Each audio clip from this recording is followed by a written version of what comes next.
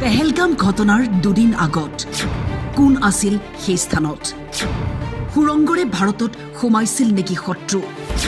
কিয় কুটাঘাতৰ বাবে বাছি লৈছিল বাইচাৰণ অঞ্চল পোহৰলৈ আহিল ডাঙৰ খবৰ হামাছৰ দৰে পাকিস্তানী সন্ত্ৰাসবাদীও সুৰংগৰে জম্মুত সোমাইছিল নেকি সন্দেহ কৰা হৈছে গ্ৰেপ্তাৰ হোৱা লিংকমেনৰ স্বীকাৰোক্তি পেহেলগামৰ ঘটনাৰ কেইবাদিন আগত সেই স্থানতেই আছিল সন্ত্ৰাসবাদী নিৰীক্ষণ কৰি আছিল চাৰিটাকৈ স্থান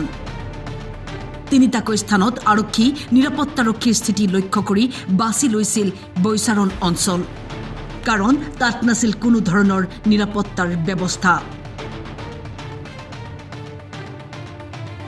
এতিয়া পাকিস্তানে সন্মুখত মৃত্যু দেখি কঁপিবলৈ ধৰিছে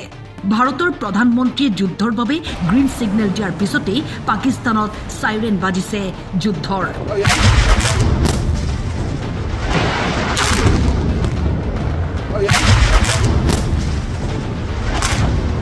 দুৰ্ভিক্ষ দেশখনত পেট্ৰল ডিজেলৰ নাটনি নাই খাবলৈ পানী ভাৰতে বন্ধ কৰি দিছে এয়াৰ স্পেচ তথাপিওতো ভাৰতক ওলোটাই ভাবুকি চুৰৰ দৰে অন্য দেশত সোমাই মানুহক হত্যা কৰাৰ পৰিণতি ভাৰতক ভাবুকি দিয়াৰ পৰিণতি কি হ'ব দেখিব এতিয়া পাকিস্তান এনে এখন দেশ য'ত নিজৰ দেশৰ নাগৰিকেই ঘিণ কৰে দেশখনক আজি যুদ্ধৰ সময়ত পাকিস্তানী বহু নাগৰিকে আঁতৰি সীমান্তত এতিয়া বাট চাই আছে কিয়নো পাকিস্তানী সেনাই এতিয়া দুৱাৰ খুলি দিয়া নাই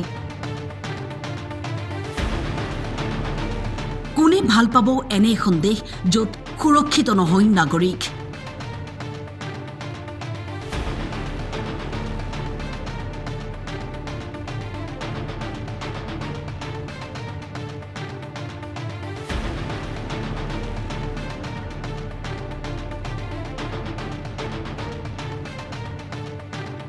News Desk, Time 8.